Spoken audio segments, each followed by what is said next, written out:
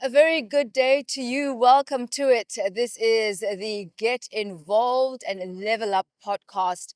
We're really all about service excellence. We are making sure that whatever industry that you are in, you are well capacitated, you are skilled, you are educated enough to not only be a benefit to your community, but also to be able to make a tangible impact into the economics of our country. Today, we are coming to you from what really has been an illustrious event. It is the South African Funeral Practitioners Association's International Convention 2026 being hosted at the Durban ICC.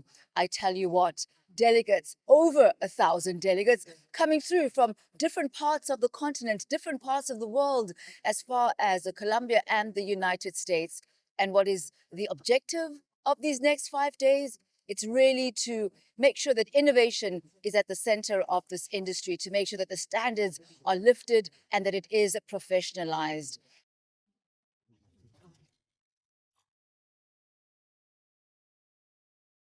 What better person to start with this afternoon in our conversation when we talk about professionalization, when we talk about skills and impartation, than Mr. Masoga himself. Very good afternoon to you, sir. Good afternoon to you, Tami, and thanks very much for having us. You were making a presentation a little bit earlier on to the delegates, and you were speaking about the importance of the services SETA being an integral part of this particular convention. Why was it important for you to be a key stakeholder here? Today we're leveling up with SAFPA, a fraternity of funeral practitioners across the length and breadth of our country. It's a very important stakeholder and a key component of our personal care chamber. We come here not just as a gold sponsor, but as a part and parcel of the family that must support the subsector, which is a funeral services industry, so that we can jointly work together to professionalize the service, to standardize the service, but also to improve the quality. So we're here to partner with SAFPA so that we can also learn great lessons from other countries in Africa and beyond, but also to see how do we collaborate going forward. And we're very much excited that SAFPA deemed it fit to convene this important international platform, and we're excited to be part of it. You mentioned this in your speech as well, the personal care services chamber. Can you break that down for us? If somebody's listening to this particular conversation and they're like, oh, that's interesting, I didn't even know that existed. What exactly is it? What falls under that chamber? Personal care, it's a very, very, very important subsector within the broader services sector. And one of the things about it is it's concentrated in some of the areas which are considered informal part of the economy, that they are not well regulated. For an example, if you go into every community, it could be a village, it could be a township, it could be a suburb, you'll find a salon, you'll find a massage parlor, you'll find a funeral parlor. So, and that's where a lot of employment opportunities are created. And that's where the personal care industry finds expression. And we think to create opportunities for training and employment for our people, this is the sector that needs support by all of us, particularly as government, so that we can create opportunities. They may not be recorded, some of these opportunities, because a man on the street corner in Soweto may not be recorded in the GDP statistics, but an opportunity is created there. Somebody is waking up in the morning, going to work there, earning a decent living, supporting the family, but also contributing in the economy in one way or the other. So we think this is a very, very, very important sector within the services sector. And that is why we're getting so much involved and leveling up with SAFPA, because we believe that over and above many other opportunities across the value chain of the personal care, funeral services is very important. Every day, every weekend, there's a funeral, somebody has to provide a service. And as I said to you, the people who are comforting us during those moments of needs is members of this subsector of our economy. But are their contribution recorded in the GDP? The truth is no, because they are not considered as part of the critical a service sector like other sectors that you experience in big towns, in big cities. So, and we believe in this kind of opportunities that touches the lives of our people at the ground level. You know, as you're speaking, Mr. Masoga, and you're making the comment, Kuti, the funeral services industry is not considered as one of the key ones. And you see just how key it is. We saw it during COVID. The very few sector that was probably working out of so many, including, you know, the medical services. This is the one industry that had to work. And so it's at moments and times like that that you see the importance of a sector such as this. But why is it important to actually have the sector professionalized? Where do you believe the gaps are? You know, when you speak about the funeral services, it actually reminds me of the tax industry. You know how important is the tax industry in our country?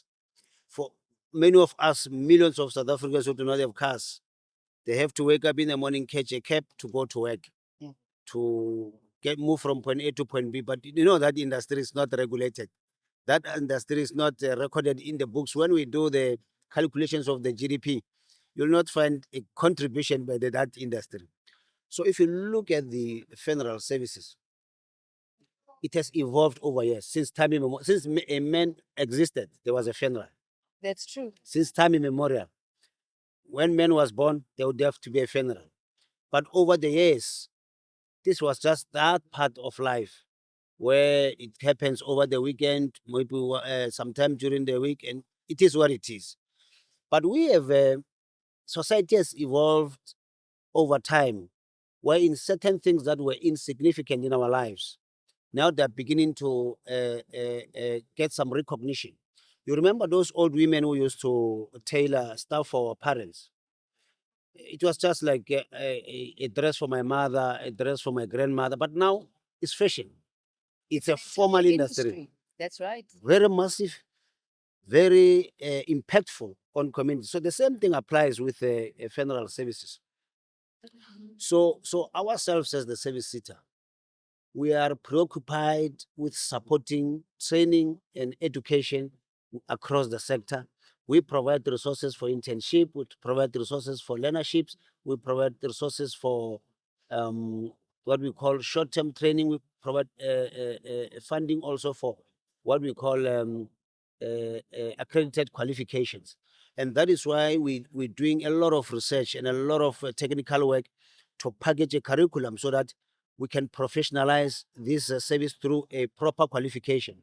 As you would have heard what I announced this morning, I said that very soon we will be launching what we call a stonemason qualification, the first ever in the history of this country.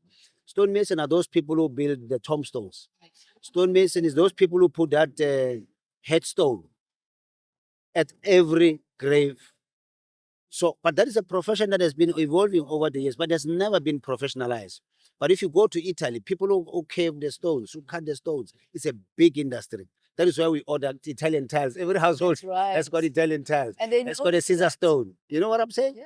So it's a lot of opportunities there where we can not only just introduce a qualification, but also create entrepreneurship opportunities. I spoke a lot about what we call recognition of prior learning. Yes. RPL. We're speaking about recognition of prior learning because we move from a premise that says our people are there. Our people have been there. They've been evolving over the years doing this work, but nobody has bothered to support them with the necessary training, but also to package and appreciate their experience into a qualification. Was for a man who has been cutting a stone for the last 20 years, he doesn't need to go to a classroom to be taught how to cut a stone. All what he just needs is some basics on how best to do it better, but also how to professionalize it so that this person can become a certified professional and render a service at a professional space and not be abused. And what that does, Mr. Masoga, it actually gives them the opportunity to be able to bid for bigger jobs. Because now they've got a qualification, a certification that says your standard of work is to this level. And therefore, you're not just limited to the township economy, which is vibrant, but you can also work with big corporates as well. So it really just enlarges your scope and your scale. You know, when you build a house, especially nowadays, even in the villages and townships, in the suburbs, when you need a plumber, when you need an electrician, before he can touches your house, you ask for the papers. if they've got the experience and the knowledge and they don't have the papers, what happens to them? They're excluded from the economy. But once you recognize their skills and you put them through a process wherein they can be certified, then you increase their chances of accessing better and bigger opportunities, which is what we are doing as a services. And I wonder, are you, Mr. Masoga, actually going out into the communities? I'm thinking here of somebody who's watching, right? They may be a young man or a young woman, and they say, now I know my grandfather or my grandmother or ukoko down the road has been doing this particular job for decades. Are you going out into the communities and actually finding these individuals who can then be certified? Because some people are outside of the structure. They may never know about what the services SETA is doing. They may never even watch this podcast, but there's somebody within their community who's watching that podcast and then sees an opportunity for somebody they know in Lokshini who is able to benefit from that. How does an individual like that actually get in touch with you? How do they connect the dots on behalf of somebody else? If you look at our approach of providing education and training, over and above the fact that we've got presence across all the 9 provinces, we work with service providers that we say to them, go into the communities, bring people there in those rural communities, in those peri-urban areas, so that we are not concentrated in big cities and big townships across the country, but we go into the remote areas and touch the lives of those ordinary people. One of the things that I think has delayed us for a long time, especially with professionalization of the sector, was about packaging what we call occupational qualification. You know, to have a qualification, occupational qualification recognized and offered at the professional level. It's not a small job. It's not like Masoga wakes up tomorrow and say, from tomorrow, Service SETA is offering a qualification in this or that field. It's a process that involves research, very scientific process. But also, these are the new realities that we've come to appreciate in the recent past, especially now with the evolution of our post-school education and training system into what we call occupational qualifications, especially in the TVET space. So this opportunity that we are creating, they are for those kind of people. Those people who are out there in the. I mean, a few months ago, I was in my village. I think during the Easter season, and I was looking for the scissor store in my village. I was told there's a guy across the road. We're talking a distance of less than 5 kilos. Who does that stone? And I crossed the road and I went to that guy and I found this guy with his products on the ground. Amazing stuff. Tombstone, there's kitchen scissor stone and all sorts of things. And I just couldn't believe it. But if you ask this guy, do you have got a papers for doing this work? Papers from where? And that's where Service SETA comes in. Well, amazing work. You see, so the work that we're doing, we're going to be going into all provinces, aggregating these people. And part of the reason why we're working with SAFPA is because they've got a database of these people. They know where these people are located. And that is why we want to use them as an entry point to service their constituents. And that's the impact that we want to make over time. So good chatting with you once again, Mr. Masoga. Your presence here definitely being felt. Thank you so much for your time. Much appreciated, again. Toni. It's been Wonderful. absolutely Let's continue to level up. Let's continue to level up. Let's get involved. And here's an open invitation for you to personally get involved. As I was saying to Ndate Masoga, do you know somebody who could benefit from this? A person who's absolutely brilliant at what they do, but they've never gone to school for it. Nobody has ever quantified their qualification, but you know that they deserve to also level up. So here you can get involved. Make sure you contact the SETAs. Make sure you contact, SAFPA, the South African Funeral Practitioners Association. Be on that database. Building our communities is up to you. It's up to me. And each and every single one of us has a role to play. We are coming to you from the Durban ICC. I'm sure you could hear the noise while we were having our conversation because it's a buzz around here. I wish you could be here. Every single stakeholder within the industry exhibiting their wares, and we're bringing you more exciting, engaging, educational conversations.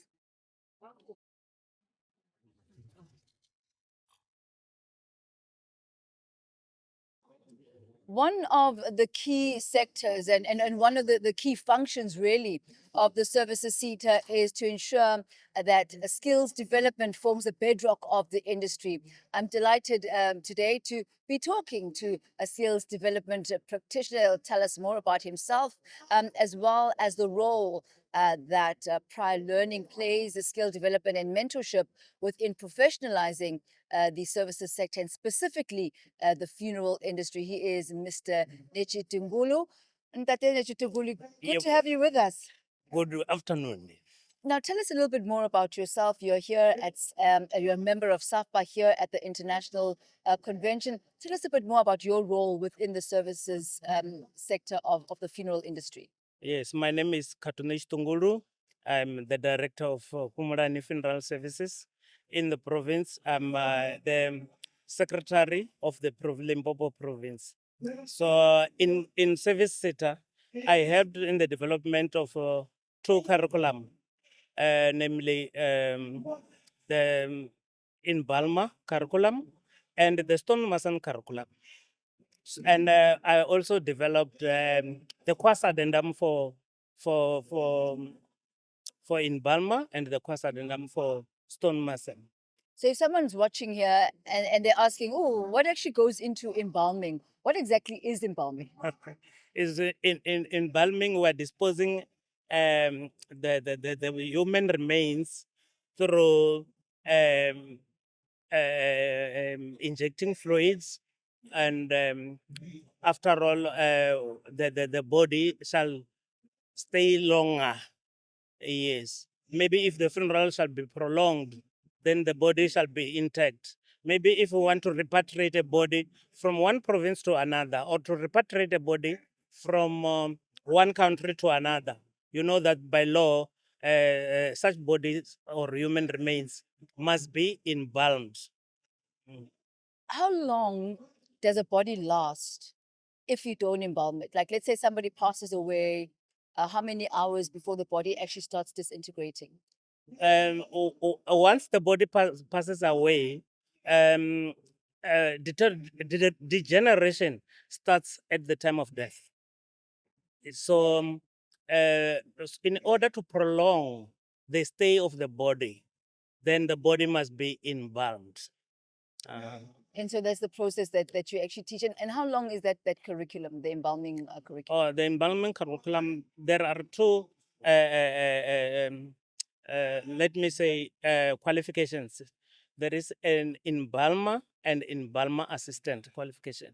So the embalmer assistant qualification, I'm not sure how long does it take, but with the embalmer, it's only it ranges from being a year to 3 years. And then stonemasonry, we were actually talking to Tate Masoga, who announced earlier on Yes. the new course that's Yes. being implemented around stonemasonry.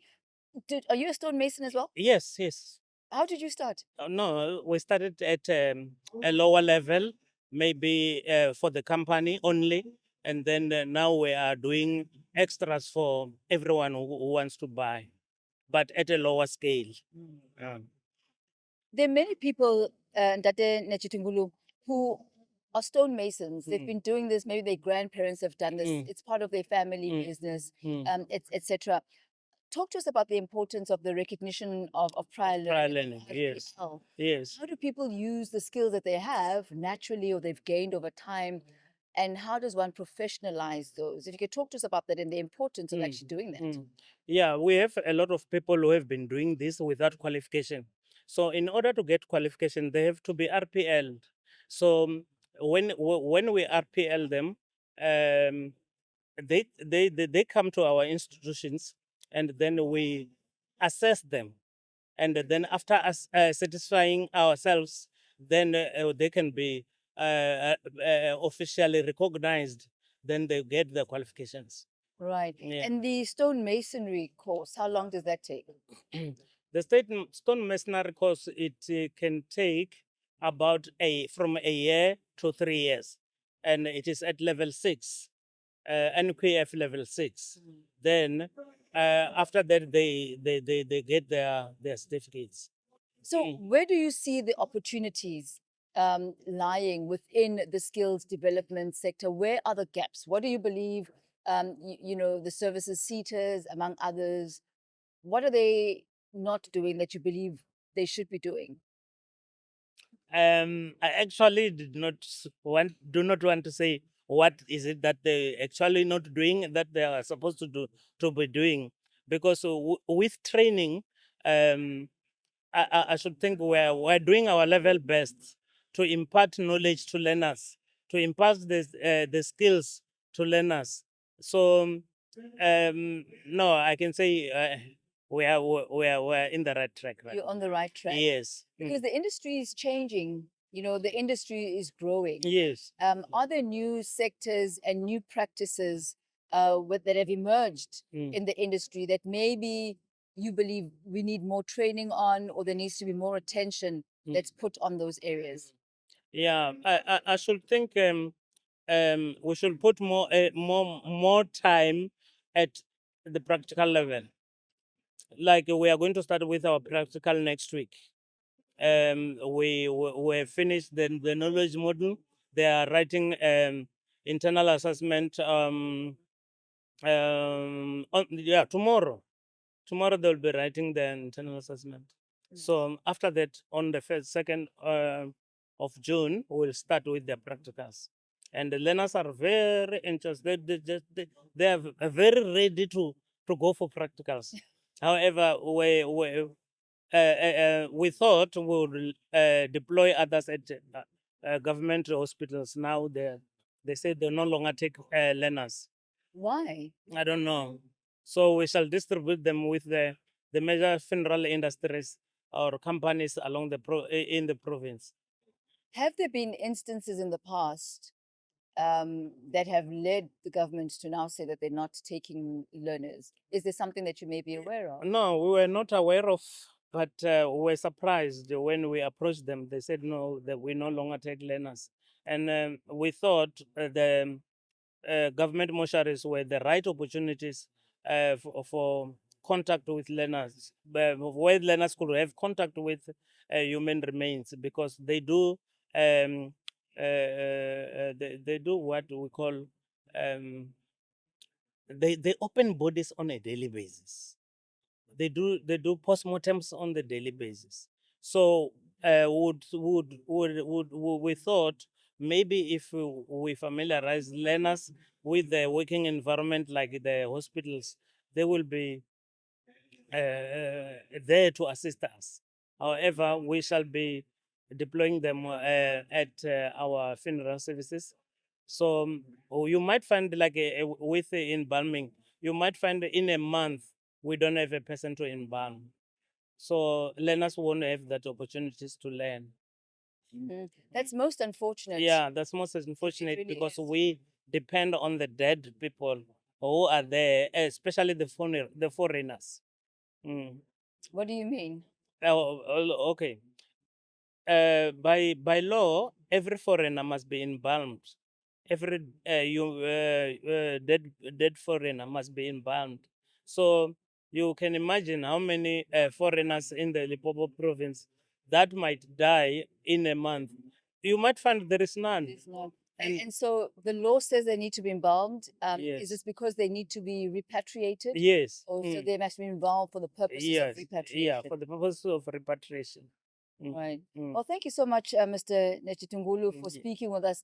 Really fascinating what you do. Thank you very much. It really, really is. Thank you, sir, for your time. And so you see the importance of skills transfer, of learnerships, of the evaluation of prior learning, in ensuring that those who get into the industry are well trained. But maybe it is worth looking into the reasons why the Department of Health has now decided not to take on any learnerships, whether this is something official, because if you look at the entire value chain, practicals are such an important part of any training. True. You cannot just be theoretical. It is the practicals that really show proficiency. So there you have it. We are coming to you from the SAFPA International Convention, which is taking place at the Durban ICC What an amazing conference. It's really about lifting the standards. It's about making sure that innovation is at the core of this industry.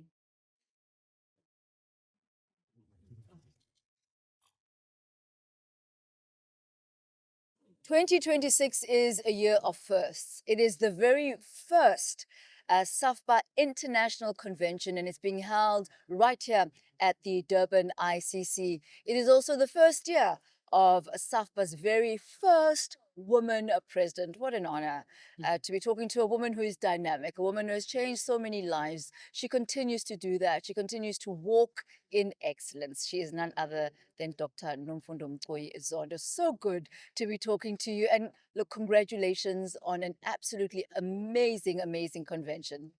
Thank you so much, Tammy. Yeah, it's been a long journey, lots of preparations, but it was worth it. When I see what I see today, it was really worth it. And the attendance is absolutely amazing. It's great. It's amazing. Over 1,000 delegates, but I'm sure Yes. you've got more than that. We have more than that because some they were just attending the conference, and more are just coming also for the exhibition. And what I love is you were mentioning that the delegates are not only from South Africa, but from Definitely. different parts of the continent and the world. Yes, it's Which Africa countries? Day today. We've got people from Africa, we've got people from the US, people from Colombia, people from, I saw a friend of mine from Malaysia as well. He attended. I met him in Chicago last year. It shows that all other countries are also willing to know what South Africa is doing, because we may look down upon ourselves and think we're not doing well, but we are really doing very well in South Africa, especially in our sector. So talk to us about the importance of this convention. What do you hope to achieve by it? This convention is very important to the industry. It's not just SAFPA attended. There is Funeral Federation of South Africa. It has 12 associations on it. They are all invited. So it's been very important that we come together as associations and sit as an industry and talk about all the challenges that we have, anything that is relating to our industry. You've heard that in the media, they're talking about illegal funeral parlors. There's no such. We call them unauthorized funeral operators because of the challenges they have with maybe some registration or some compliance issues. But it's important that we bring them to this platform, provide all the necessary needs that they might need to comply. We've got SETA, as we sit here. They need to bring training for all the other qualifications around our industry. And also we've got SARS. They need to comply with SARS. We've got Department of Labor. They need to comply with that. We have to bring in all these departments and government entities that are regulating us as an industry. So, and also I've spoken to training, so it's compliance, training, and also when you talk innovation, we need to know, look into every industry is transforming. We need to know as an industry, as the funeral industry, how are we planning to transform? We can't do things the way we're doing them long ago. Now we need to automate. Now we need policy management systems. You can't just collect manually and still write that receipt. Yeah. You need to make sure you're no longer writing a manual receipt. Otherwise, your staff will eat all your money. Yes. You don't tempt the staff. Yes. So we need to make sure the system works, in order to professionalize the industry as well. There's a lot that we needed to come here and talk about, and also to mentor the funeral directors. We've got smaller parlors, we've got medium, we've got larger ones. It's important to put them in one room because we are for the same industry, different sizes, and mentor each other and guide the industry on professionalizing this industry that is a lot of potential as well. And that really is the role of the services SETA, to ensure that there's skills development, there's workplace training, and the mentorship. Which is very important. The work that the services SETA does is very good because sometimes you can't take people out of work, but they can be trained within while they're working, while also they provide the ones for the unemployed. I like that they look at both. They don't looking at just people that are employed or unemployed, but they've got everything. So that because they realize that the industry needs a lot of professionalization. It needs knowledge is power, Tammy.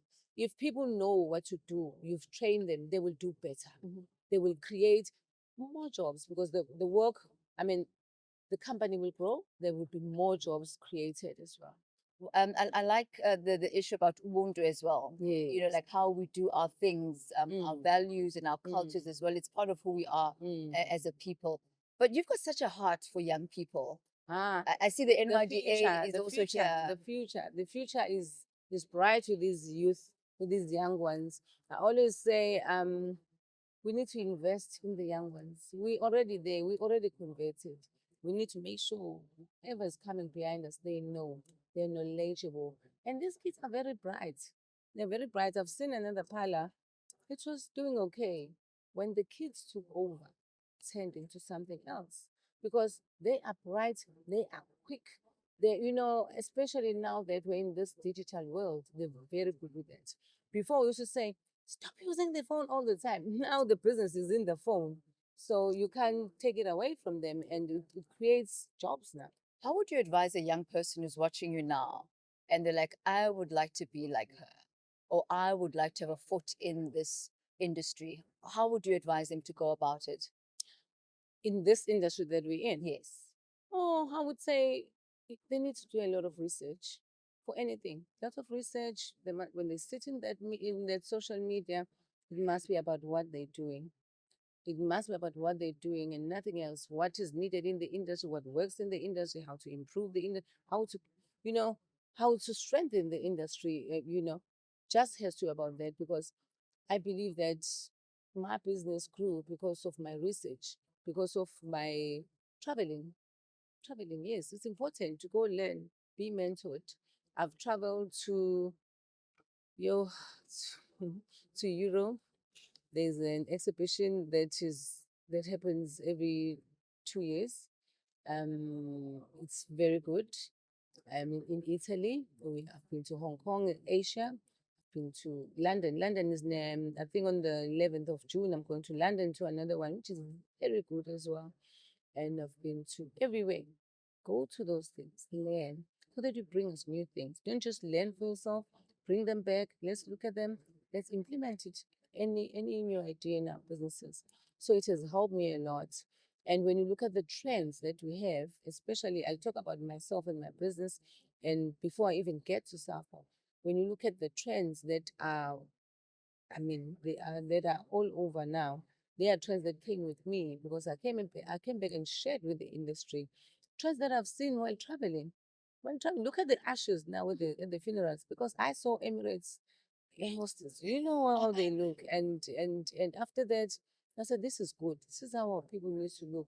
And look at it. Every parlor now has got ashes. And it's Looking so professional. so professional. It's something that was not there.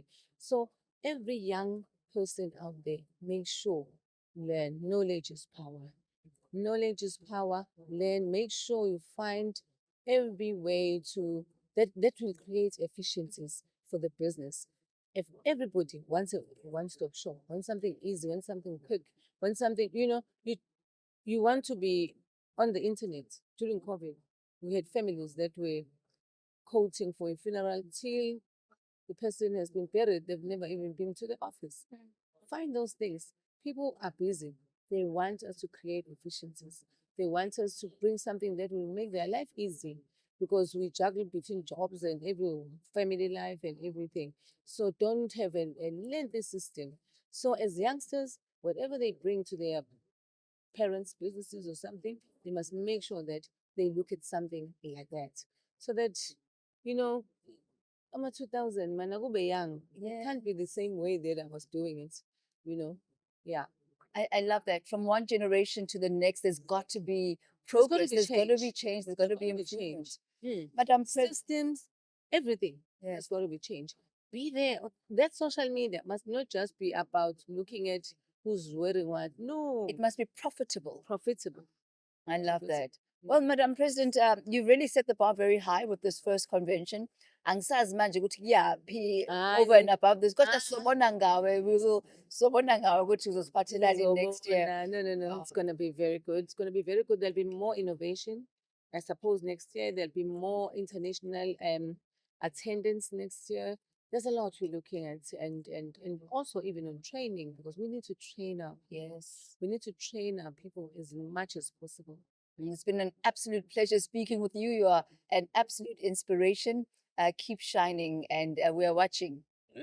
Thank you We so are much, watching. Tam. She is the president of the South African Funeral Practitioners Association, the very first female president in the country, hosting a convention which is not just for South Africa. It's not just for the African continent, but indeed is an international convention. And you heard her speaking about the importance of investing in your staff, investing in training, making sure that when they leave your employ, they're actually able to add value wherever it is. Because it's really, yes, first and foremost about capacitating your own business, making profit, being efficient, being professional, but also it's about making sure that this is the standard across businesses and across communities. Amen.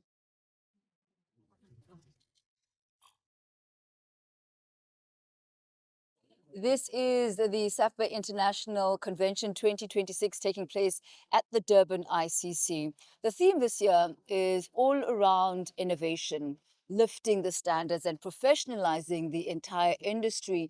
And training is key to that. It's pivotal, it's central to it, but also intelligence that informs that training. What are the needs of the sector, and how ought those curricula and skills to be developed? Well, that's exactly what we're talking about this afternoon as we're joined by Mam Nomphezeko Vende. She is Senior Manager, Chambers and Qualifications Management. It's a mouthful, but she's here to tell us exactly what it is. Mavende, welcome. Good to have you with us. Thank you for having me. So tell us about your portfolio. What do you do as a Senior Manager for Chambers and Qualifications Management? Thank you, Tammy.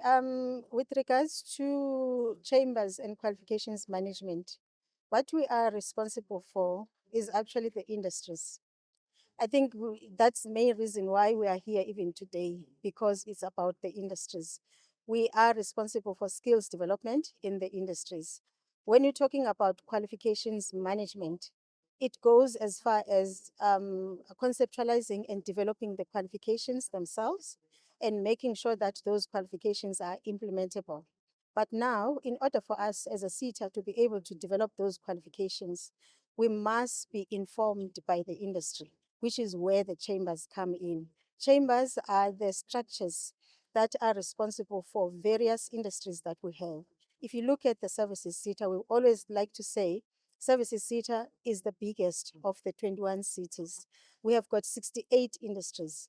We have got 16 subsectors, and we've got 6 chambers. All those 6 chambers are responsible for various industries in the entire sector of the services. So now those industries, they require qualifications in order for them to be able to train. So that's where the linkage comes in, chambers and the qualifications. We develop qualifications for the chambers. Chambers are made up of the industries. So that's what we do.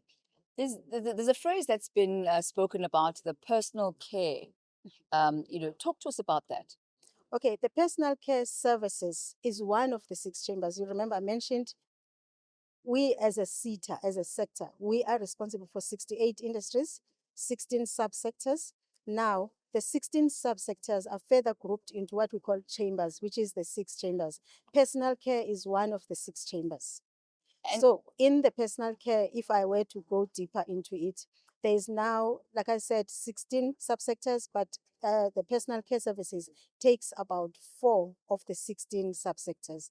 If you dig deeper into personal care, you'll find that there's a subsector called hair care, there's a subsector called beauty treatments, there's a subsector called funeral sector, as well as fashion. So today we are here about the funeral sector. So funerals are forming part of the personal care services as a chamber.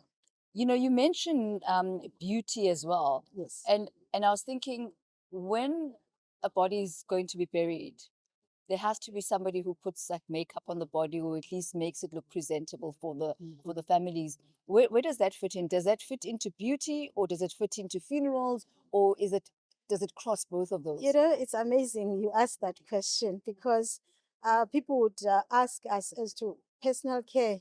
How come you have funerals, beauty, hair care in the same? Personal care is about taking care of the person. Now, they'll tell you in the industry that they're taking care of the person while they are still alive and even beyond life.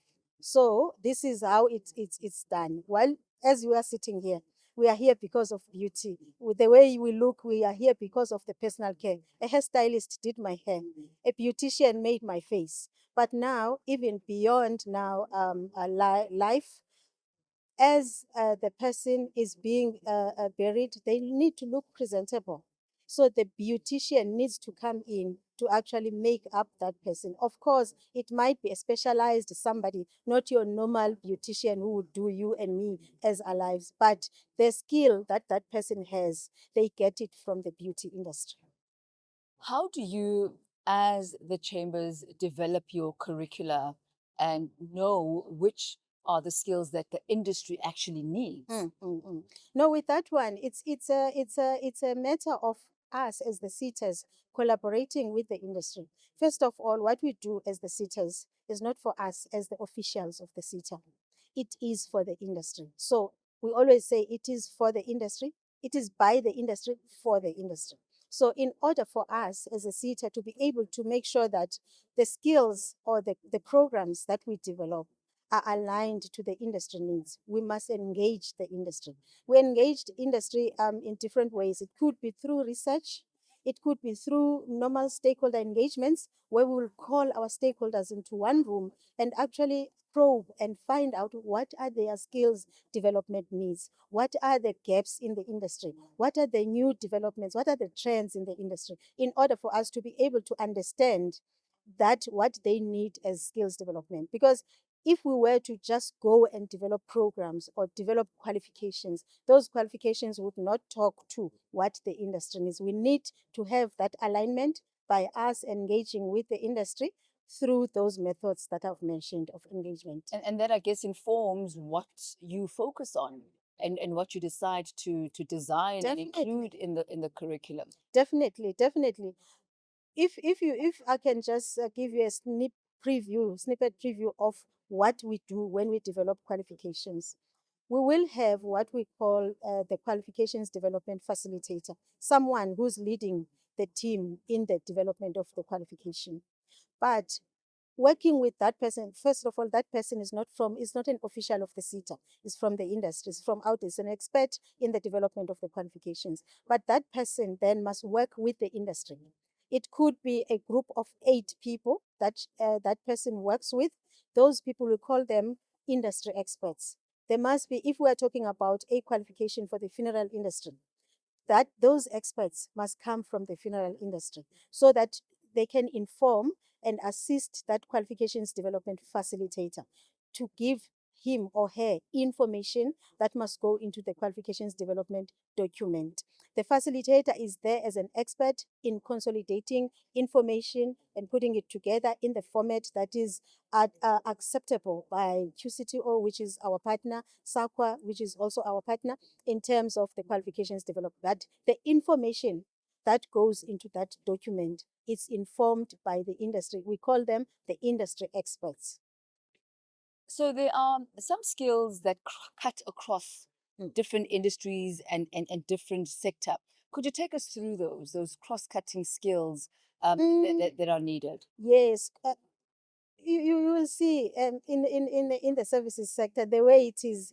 I think whoever was designing the SETAs knew what they were doing when they worked with the services SETA. Because if, for instance, right now we're talking about personal care, funeral services, which is within the personal care, but the same personal care industry, they are run as a business. The entities that are there, they are businesses. So it means that they do need business skills. They do need your human resources skills. They do need your financial skills. So those are the skills that are cutting across all the industries. You cannot run a business. You can be a beauty with your technical skills as a beautician or as a funeral parlor, all the technical skills. But if you don't have the business skills, that business will fall flat. If you do not have the human resources, if you do not have the financial management skills as a business, you will not be able to run that business properly. So those are some of the cross-cutting skills I can mention at the moment. And so going back to the coffin making, by the end of 2026, is it likely to have been implemented and ready? It's more likely to have been registered by that time. But I want to also highlight this, Tami, also that it doesn't end with the registration of the qualification. I think this is a call I'm trying to also make to the industry out there to say, it's well and good that we sit and develop the qualification up to a point where it's registered at SAFPA. Now, when the qualification is registered and is sitting there, this is the time we are saying to the industry, get involved at your best. We need you. At that time, we need you more than ever as the industry, because I'll tell you this, once that qualification is in place, there's nothing you can do on it until you have accredited providers on it. There must be someone who applies to become a school to offer that qualification. That's accreditation. So without that someone coming forward to say, I want to train on this particular qualification, there's nothing you can do on that qualification. Number two, these are now occupational qualifications. You have your SDP or your skills development provider accredited. Again, you cannot move now if you do not have the workplaces. You must have the workplaces that are going to give the students or the learners that are being trained on that particular qualification the practical experience, the workplace experience. Of course, the training provider that is accredited will do the simulation of what they are supposed to do after they have passed that qualification. But that is not enough with occupational qualifications. They still need to go and see the real workplace. That's where we are calling for employers to say, employers in the funeral services sector, if you have a mortician qualification that is registered, if you have an embalmer qualification that is registered, if you have a coffin making qualification, if you have a stonemason qualification that is registered, open your doors and become the workplaces for those qualifications so that the students or the learners that are being trained, they have a place to go to so that they can be able to obtain that workplace experience component, which is a part of the qualification, which they cannot go to the final exam without that. And I'm going to use this opportunity, Vende, to bring to your attention something that one of our guests spoke to us about. I think it was in Ndate Nechitungule, if I'm not mistaken. He does training in mortician as well as stonemasonry when it comes in. Okay. And he alerted us to a concern and a challenge that they're experiencing as mortician and giving this training, that the state has now said that learners and students cannot actually work on their bodies, on the bodies of the deceased in state institutions. Is this something that you know about? What is the situation around that? I'm not too sure about it. You see, sometimes, Tami, the industry have all these glitches that come, or trends that come, or developments that come. So it is important for us as the SETA to keep in touch with our industry, to engage with our industry. The stakeholder engagements are very important, where they then inform us of such, so that we can be able to then see from our side, how can we meet the industry halfway? Because at the end of it all, as much as they need to train, we also need to achieve certain targets in alignment with training. So we're meeting halfway with the industry. So that's where the stakeholder engagement comes in. That we will need to engage with the industry so that we can then see how we can then overcome that challenge. So is this something that you will look into? We will look into, definitely. We'll definitely look into that. Because clearly, as you were saying, he's out in Limpopo. There aren't enough bodies in order to give the learners the practical experience that they need. So they're not then able to complete this full circle process that you're talking about. So if you are able within your capacity to see how that need can be fulfilled, yes, and you know what the state is saying about this, that would really, I think, No, be a definitely, great. definitely. We'll have to look into that. All right. What I like about it, I'm sure that stakeholder is within SAFPA, Yes. and SAFPA we've got a very good relationship with, and we can be able to sit around the table and have a discussion around it. Awesome talking to you. Congratulations so on the much. work that you do, because it's really about, there needs to be a solid curriculum that to be followed, that is relevant to the industry. We thank you so much, Vende. Thank you. And so you hear it. It's all about ensuring that whatever skills are put in place and whatever curriculums are put in place are relevant to the industry and also respond to the needs of a particular sector. We are coming to you from the SAFPA International Convention that's taking place at the Durban ICC, various stakeholders here. And as you can see, there are many moving parts, but all forming part of a holistic sector, ensuring that it's professional and meets the needs of a community where it is.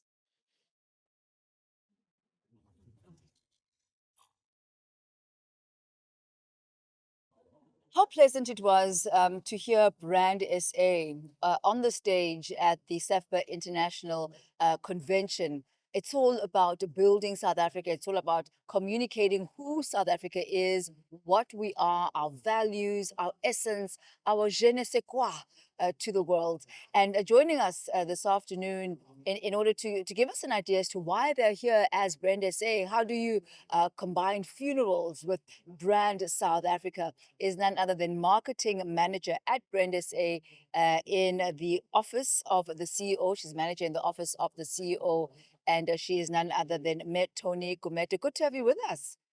Thank you so much for having me, Tami. I really appreciate the opportunity to be here. So let's start with getting the curiosity out of the way. The correlation between the funeral services industry sector and Brand SA, where do the two meet? Well, first and most importantly, this sector is actually underrated in the contribution that it makes in communities and specifically in the economy. It's really a massive industry. It's a job creator, and the value chain is so enabling for the participation of entrepreneurs at grassroots level. So it cannot get more impactful than that for ordinary South Africans. And that's why this sector is so important. We cannot keep ignoring the sector. As Brand South Africa, we look at the character of the country, the identity of the country. And I think there's definitely a case for this industry being at the heartbeat of our identity, our Ubuntu, because this sector is there at a time that communities and families are vulnerable, and that they get to be the ones demonstrating what it really looks like to have that Ubuntu.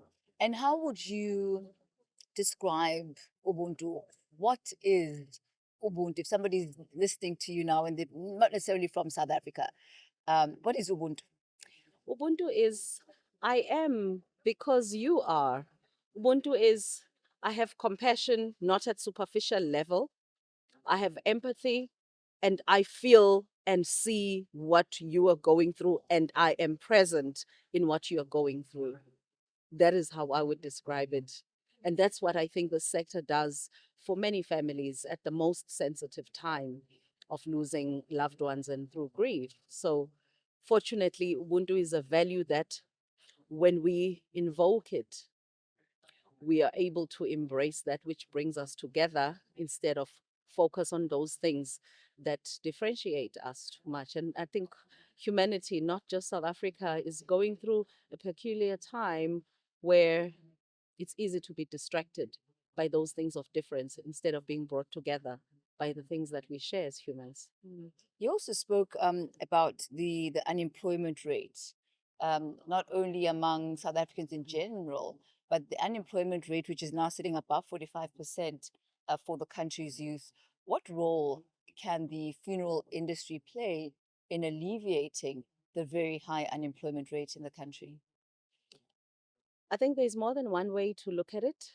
And the first one is that the industry as a whole is a big employer in that it has multiple points of opportunity in the value chain. If you just imagine from a florist to an event organizer to a tent service provider to the actual logistics of a funeral.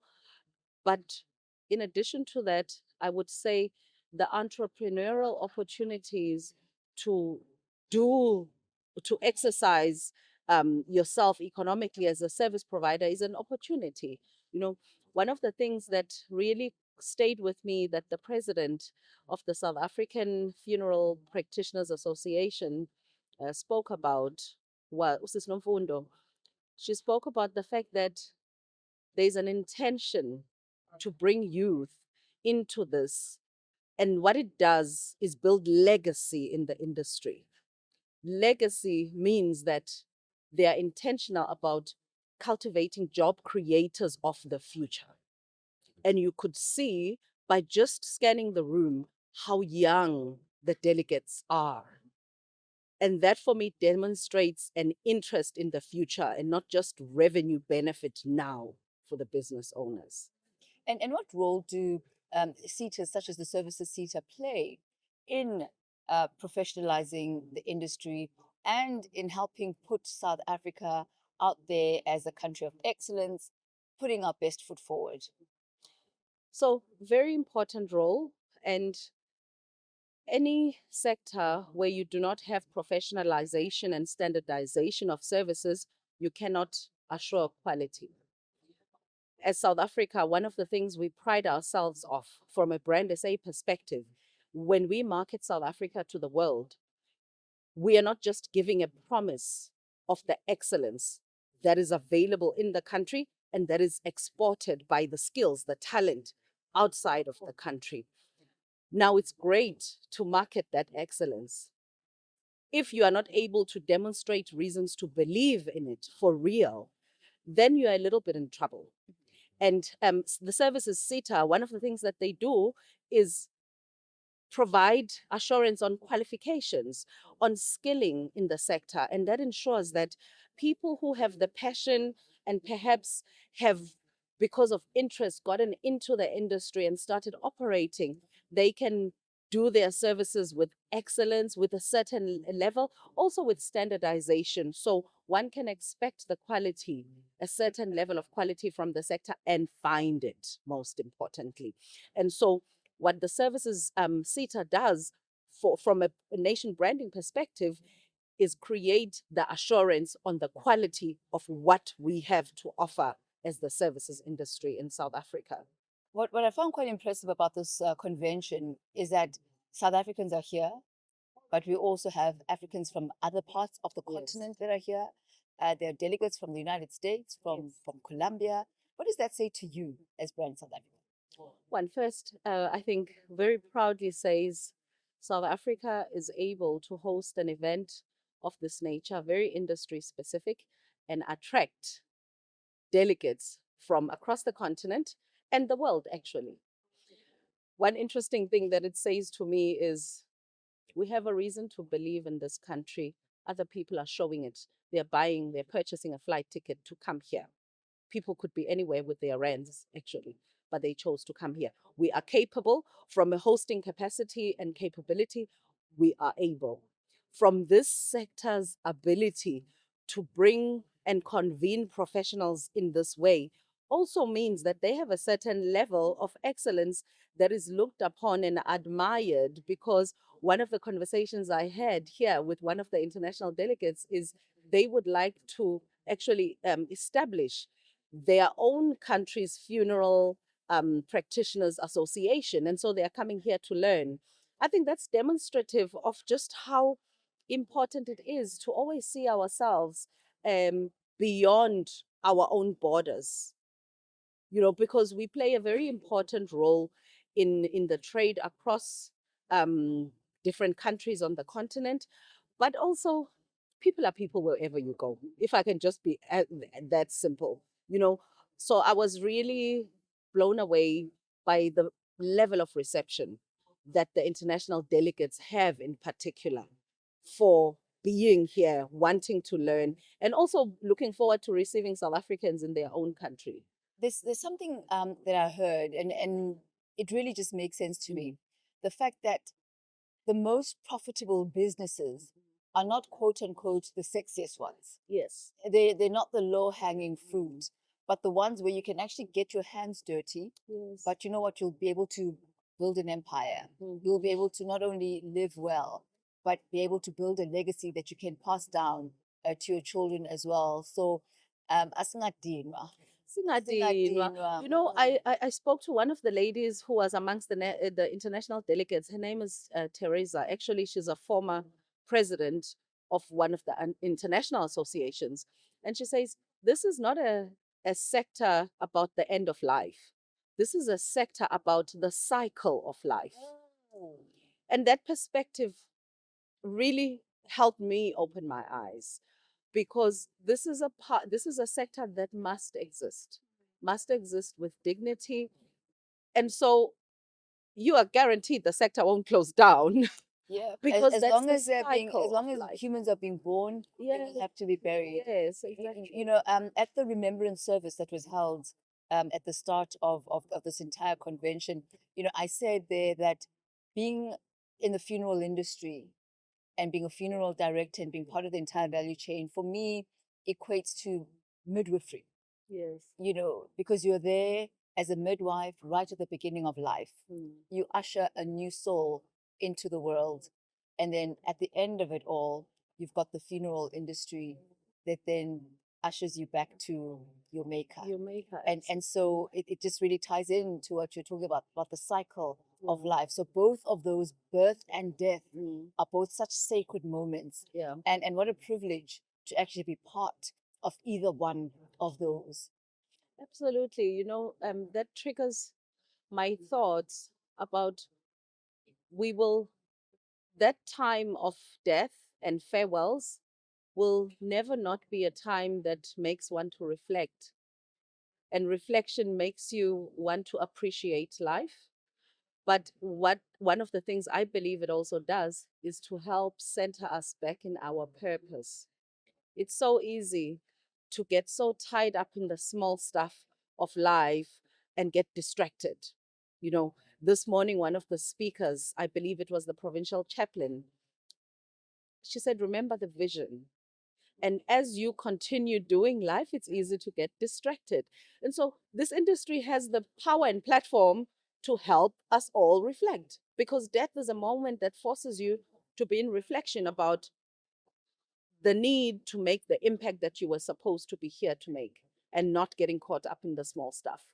If we could learn to appreciate life, learn to contribute the value and exhaust it that we have inside, because we all have it, I think we would not only have better communities, a better country, and a better world. We certainly would. Toni, Gumede, absolute pleasure speaking with you. I thank you as Brand South Africa for being here and just putting what we do and putting this sector onto a national scale and highlighting the importance that the sector plays for brand South Africa. We thank you for your time. Thank you so much. It's been amazing.